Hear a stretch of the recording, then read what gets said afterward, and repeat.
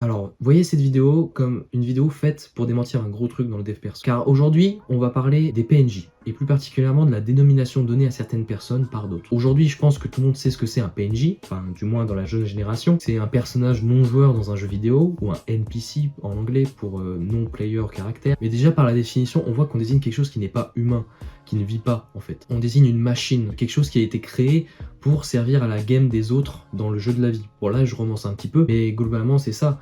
Admettons on te traite de PNJ, on te traite de pas avoir d'âme en fait. On se fout juste de ta gueule parce que t'as une dégaine ou une tenue un peu de Golemon. Mais qu'est-ce que toute cette histoire de PNJ vient faire dans le dev perso? Eh bien je l'ai dit tout à l'heure, j'y viens. En fait dans le dev perso il y a un gros truc, comme des vidéos types où le mec va dire oui 1% de Hunter, 99% de merguez, ouais 99% des gens de ta concurrence c'est des gens qui se développent pas, qui font pas de sport, qui mangent mal, qui sont prisonniers du salariat. Tu vois, ça c'est vraiment ta concurrence globalement. Est-ce que t'en as encore peur là maintenant? C'est souvent dans des vidéos comme ça en fait qu'on présente déjà la vie courante des gens qui ne sont pas forcément dans le dev perso et on les traite du coup de merguez mais de PNJ en quelque sorte. Des gens qui sont pas au courant du dev perso ou qui ont pas envie de se tourner vers ça et on les accuse et montre un peu du doigt en disant mais en fait eux ils vivent pas vraiment, tu vois. Et ils servent du coup uniquement à animer la vie du personnage joueur qui est bien souvent la personne qui regarde la vidéo en question en fait, qui porte ce genre de propos. Mais bien souvent ce genre de propos sont véhiculés par des gens en fait qui font leurs vidéos dev perso pour jeter des fleurs aux mecs qui regardent leurs vidéos et qui est typique d'un mec dans le dev perso qui se développe tout seul dans son coin et ainsi pouvoir capter son attention au passage. Bien souvent c'est aussi pour plus le motiver qu'autre chose et ça c'est parfaitement sain. Mais le truc c'est qu'il y a toujours des gens pour interpréter ou comprendre d'une mauvaise manière un message ou le prendre premier degré. Car même le messager en lui-même peut être aussi premier degré. Parce que moi personnellement j'en vois plein qui interprètent ou qui comprennent mal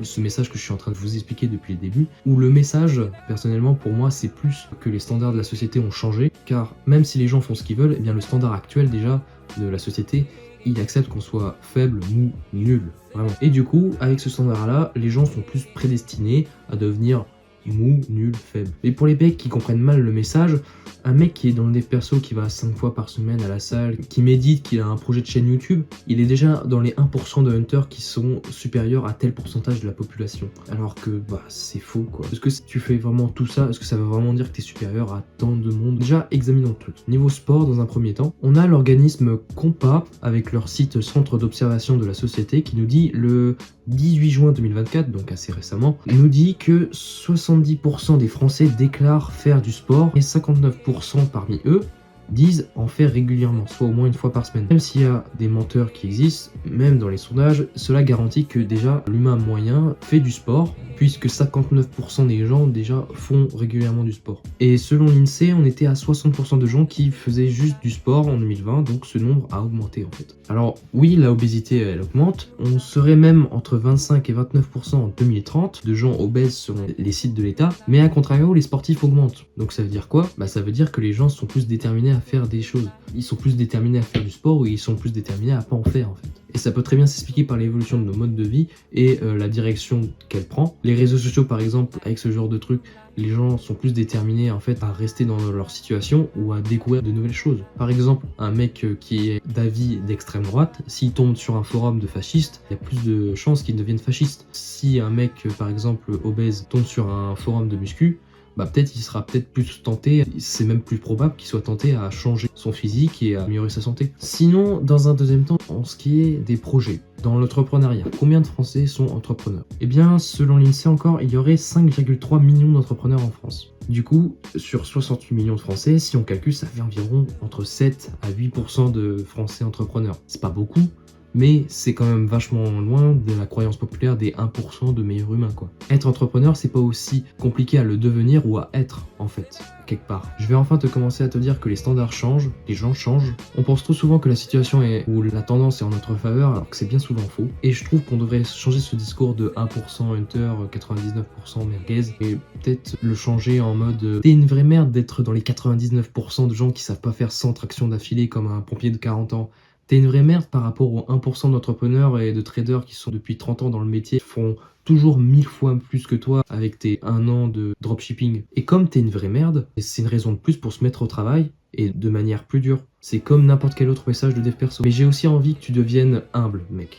Parce que humble comme ça, en fait, c'est quelque chose qui paraît pas comme ça, mais ce qui est hyper puissant et qui est beaucoup trop sous-coté dans le dev perso. C'est quelque chose qui pourrait même paraître plus dur qu'être en deep work pendant 4 heures. C'est comme arrêter toutes ces addictions, c'est comme arrêter la malbouffe. Tu deviens trop puissant à ne dépendre plus de choses extérieures ni intérieures. Mais après, je vous réserve aussi une longue vidéo sur l'humilité, pas comme celle d'hier bien sûr, parce que je pense en fait l'humilité c'est quelque chose où il y a beaucoup de choses à dire et c'est vraiment un vaste sujet, surtout dans le dev perso. Maintenant, arrête de voir les gens autour de toi comme des pions, des PNJ. Ils ont juste peut-être pas la même manière de combler leur vie que toi. Ils ont pas peut-être les mêmes envies, objectifs, tu vois. Alors après, c'est vrai que le changement de standard fait beaucoup de mal à de nombreux gens. Ce standard, il peut changer les mentalités en faisant dire que la vie est dure et du coup elle est forcément malheureuse. On n'a pas besoin en fait de changer nous-mêmes. C'est tout ce qui est autour de nous qui doit changer. Bref, c'est un standard qui fait souffrir pas mal de gens qui sont perdus dans leur vie. On le voit avec toutes ces personnes qui se suicident, qui sont en dépression, en burn-out.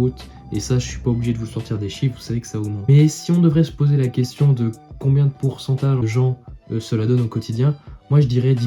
10% de gens en fait qui ont un vrai sens à leur vie et qui avancent petit à petit chaque jour, qui s'améliorent.